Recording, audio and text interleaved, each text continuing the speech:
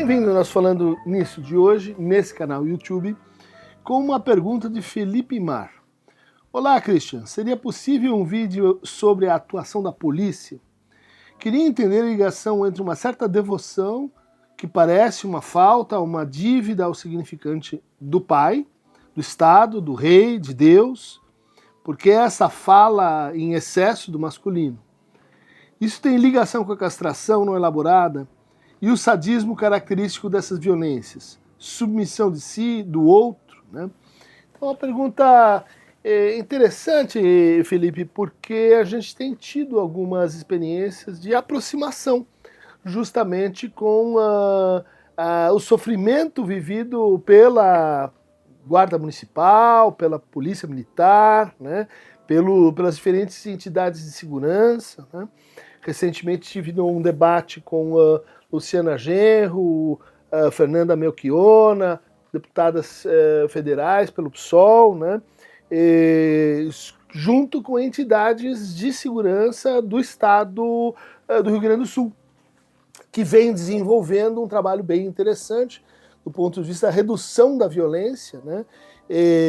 Inclusive da letalidade policial, a partir de práticas de escuta, de formação, né? Práticas que intervêm na própria sociabilidade do policial, incluindo-se aqui um tipo de policial, ou dois tipos de policiais, né, meio atípicos, né?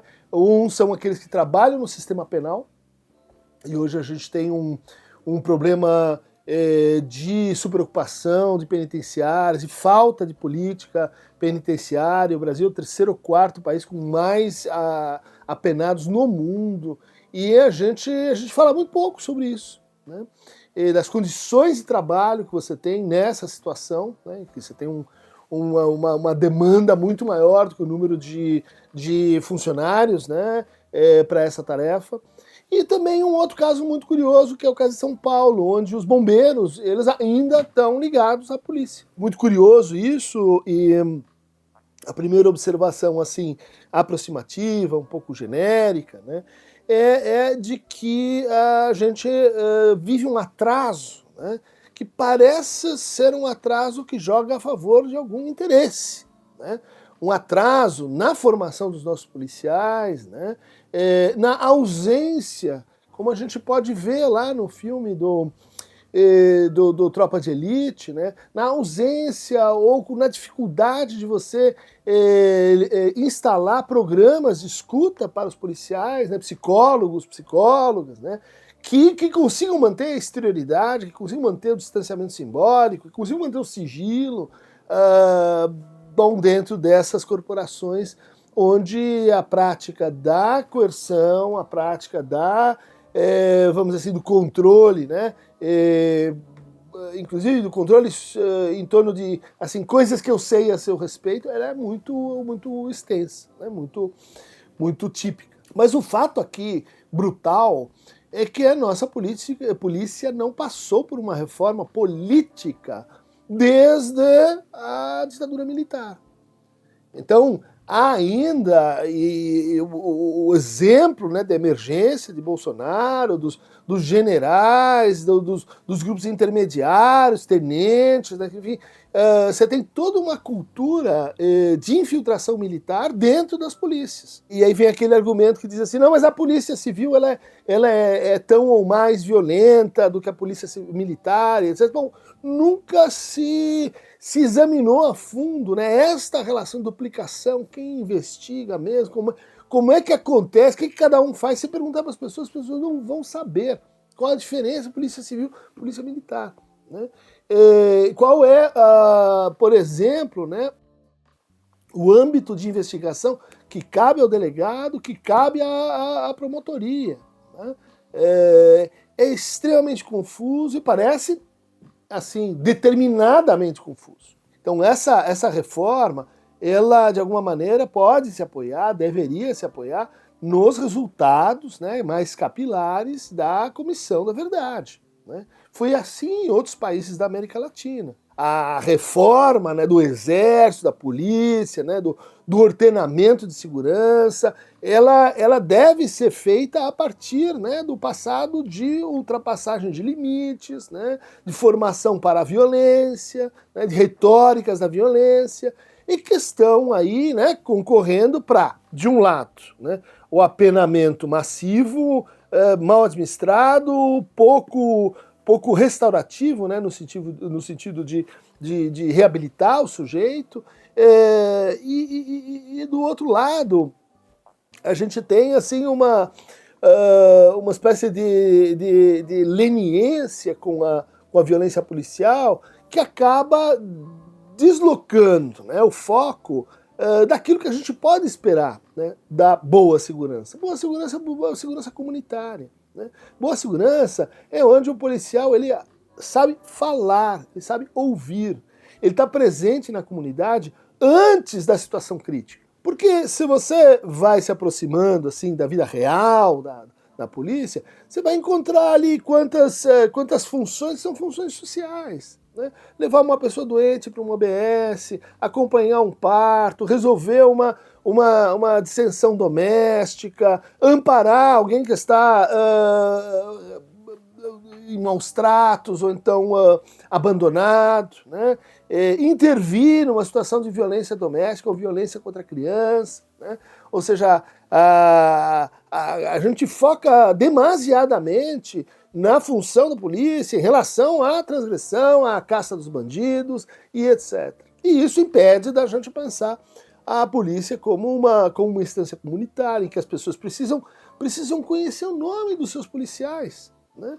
Precisam poder falar com a polícia sem que isso provoque o segundo efeito nocivo, né, da falta de reforma, da falta de foco na inteligência, né, na produção de dados, né, na organização, vamos dizer assim, da segurança, e que concorre para, em muitos lugares, né, a milicianização do Brasil. Então você não entende por que aparecem trajetórias em que, para sobreviver, aquele policial começa a fazer bicos. E começa a entrar em contato com situações, vamos dizer assim, do lado do crime. E dali a pouco ela está ou conivente, ou concorrente, ou enfim, se aposenta e entra para a milícia. Problemas gravíssimos que a gente tem e que assim, parecem se resolver, né, ainda à base da retórica do aumento de viaturas, aumento de policiamento ostensivo, aumento de armamento. Isso tudo para sugerir assim que a gente está com um discurso muito anacrônico, né, muito passadiço. Né, um discurso que tem, inclusive pelo seu envelhecimento, né, nessa matéria, tem efeitos de captura para projetos políticos, né, que são regressivos, né, que são, no fundo, a tentativa de voltar, né, para o entendimento da polícia como uma instância de repressão direta, né, de repressão exclusiva e de repressão que é capaz de cometer, né, essa híbris, esse em nome da lei eu extrapolo a lei. Em nome da segurança eu produzo insegurança. Em nome do bem-estar eu, avanço e crio uma situação em que a população ela tem medo da polícia. Né? Ela não consegue se aproximar para falar com a polícia. Por quê? Porque, vai ser então denunciado, vai ser visto como. Primeiro passo aqui, gente, é uma coisa que a gente discutiu lá em Porto Alegre, é que é preciso centros de convivência em que a polícia saia de si. Né? A gente pode dizer assim, aplica-se a polícia ao sistema de segurança esse diagnóstico que eu acabei formulando aí sobre a lógica de condomínios. Né? É um condomínio fechado, ninguém entra, ninguém sai. Né? É um condomínio onde ali dentro você tem a prática de violência dos superiores contra os subordinados, sem mediação, sem ouvidoria, sem corregedoria, sem possibilidade, né, de que quando o sujeito cai sobre um comando, vamos dizer assim, autocrático, fascista, ele não tem a quem recorrer, né? Então esse olhar que eu estou convidando vocês. Vamos olhar para o sofrimento dos policiais. Vamos tratar do sofrimento dos policiais. O nível, né, de suicídio hoje nas corporações é inadmissível, né? E são suicídios que você pode dizer assim, são aqueles suicídios em regra, né, quer dizer, não são todos os casos, mas são aqueles suicídios por asfixia, né, em que o sujeito não consegue perceber qualquer possibilidade de saída, né, inclusive da própria corporação, em que ele ou ela, né, a gente tem um aumento, né, um aumento muito benéfico e que está ligado à redução relativa de criminalidade, violência interna e letalidade policial, que é aumento de polícia feminina, muito importante, né?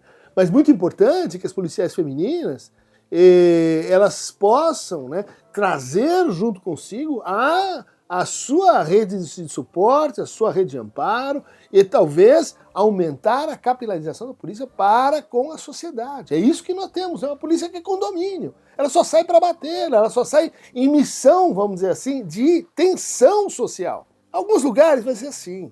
Né? Alguns lugares você tem crise permanente, você tem uma situação de insegurança, precariedade que beira de fato uma situação bélica, uma situação de guerra. Mas a maior parte não é assim, né? E aí que dá o problema, né? Você começa a tratar essas outras regiões dessa maneira e a violência assume, né, essa mesma gramática da milícia, né? A gramática da separação e condominização dos agentes de segurança. Vamos entrar um pouco mais, né, na vida dessas pessoas que você olhando de perto vai dizer assim, puxa, mas essa pessoa ela vive na mesma comunidade onde está o traficante que ela tá muitas vezes perseguindo.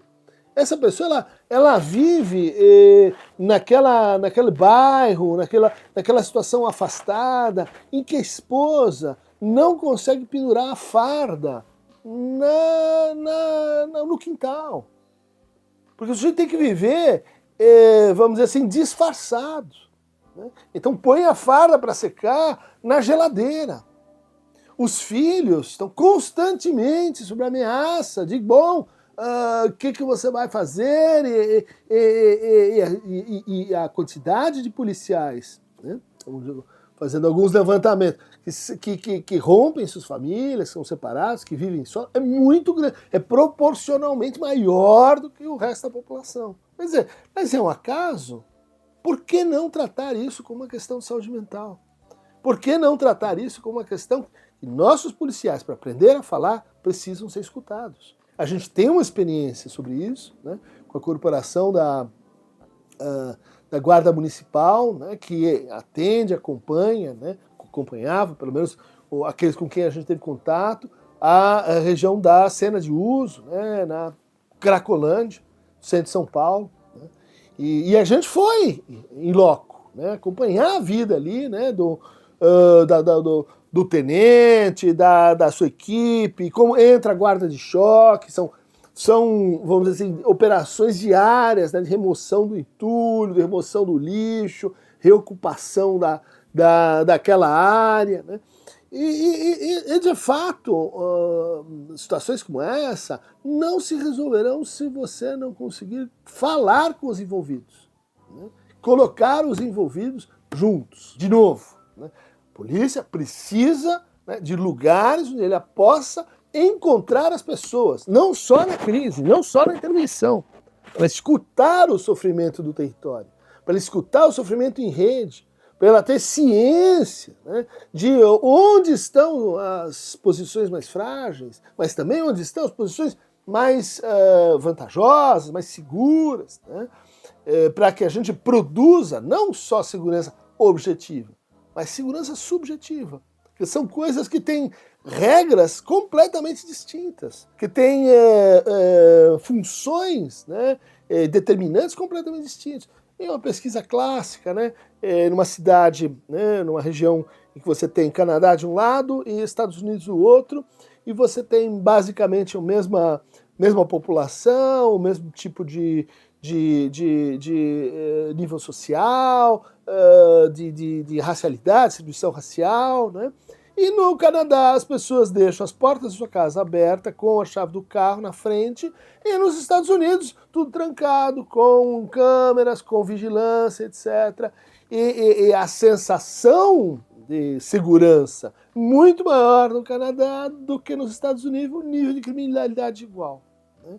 Então, precisamos pensar nessa diferença, precisamos pensar como essa diferença ela tem que ver com a convivialidade que você tem da polícia com a sociedade civil e dentro da corporação. É aí que a gente precisa mexer. A quantidade de bullying que a gente encontra dentro de uma corporação é inaceitável para os nossos padrões.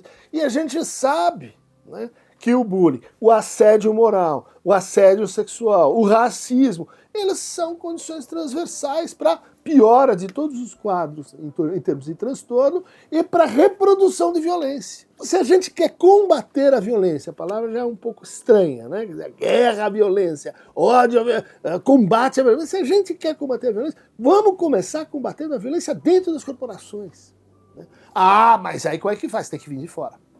Tem que ter alguma circulação e todas as empresas, todo mundo na sociedade civil está sabendo que para você combater esse tipo de violência, você precisa de compliance, você precisa de arbitragem, você precisa de mediação, você precisa de tirar esse ambiente asfixiante em que um pequeno poder, né, um pequeno tirano impõe a sua força e a violência sobre os outros, amedrontando a base, né, da extorsão, a base da intimidação, como regra. Você diz, não, mas isso lá em cima, como é que faz? Não, isso tem que descer para o chão de fábrica, para o nível em que os policiais, né, estão ali no dia a dia disputando coisas como escala. A escala dos nossos policiais, 6x1, gente. Tem que acabar. Não dá para você trabalhar em profissão de cuidado e assistência em 6x1. Vai dar ruim. Essas pessoas precisam o quê? Ter contato com as suas famílias, não destroçar as suas famílias. Essas pessoas precisam ter suporte fora da corporação, né? Senão é burnout. Eu acho que é a terceira profissão mais atingida por burnout, né? E aí a gente vai deixando, dizendo, vocês que se entendam, vocês que se virem. Só que a gente esquece, quando a gente tem essa atitude, aquela violência ali, gestada, maltratada, ela vem para fora. Isso não é um fato natural. Isso depende de como a gente trata as pessoas. Isso depende de como a gente também enxerga esse sofrimento, que muitos vão dizer assim, não, mas é que o sujeito que escolhe essa profissão, ele está seguindo lá a regra do Paulo Freire, né? E como ele não teve uma educação libertadora, ele quer passar da posição de oprimido para opressor. Ele quer os meios, né, o cacetete, a arma e tal, para reproduzir de forma invertida a violência que ele sofreu. Pode ser que sim, pode ser que a gente tenha de fato esse perfil. E esse perfil aí, vamos dizer assim, ele vai agrupar, né, sujeitos que têm assim uma propensão sádica, como está na pergunta, né, uma propensão a autoritarismo, né, na escala F lá do Adorno, escala fascista, né, a ideia de que, bom, então eu posso só me aliar para mim algo que me torna o representante da força. Vamos lembrar, né? Exército e polícia é o monopólio do Estado sobre a violência, sobre o uso da violência. Para lá vão ser atraídos as personalidades, vamos dizer assim, tóxicas, misóginas, etc. A questão não são os indivíduos. A questão é que, sabendo disso, você precisa de uma ação profilática. Você precisa de mais atenção para que isso não se desenvolva numa cultura institucional sádica, uma cultura institucional baseada no bullying, uma cultura institucional que perpetua a violência, né? Quer dizer, vamos olhar para as experiências policiais fora do Brasil, né? Modelo, sei lá, britânico talvez, seja o popularmente mais conhecido, né? Em que o policial não precisa andar armado, né? Mas ele sabe falar, Mas, inclusive nesses países, a força do que o sujeito fala na hora, ela é decisiva. Experimenta mentir para um policial e ser pego dentro do sistema judiciário inglês. Você está ferrado. Você está ferrado. Não minta, porque aí a tua pena, a tua possibilidade de defesa, a tua possibilidade de se safar ou de contemporizar, ela vai por água abaixo. No Brasil, a mentira é de grátis, né? No Brasil, minta, porque, bom, a violência faz com que a pessoa perca a razão. A violência faz com que a conversa se dê num outro nível. Então, você degrada a palavra. E é pela palavra que você vai cuidar. Não vai conseguir mais cuidar. Então, boa questão aí, Felipe. Acho que nós estamos num bom momento para repensar, pensar radicalmente, né, uma transformação da nossa atitude nessa matéria, né?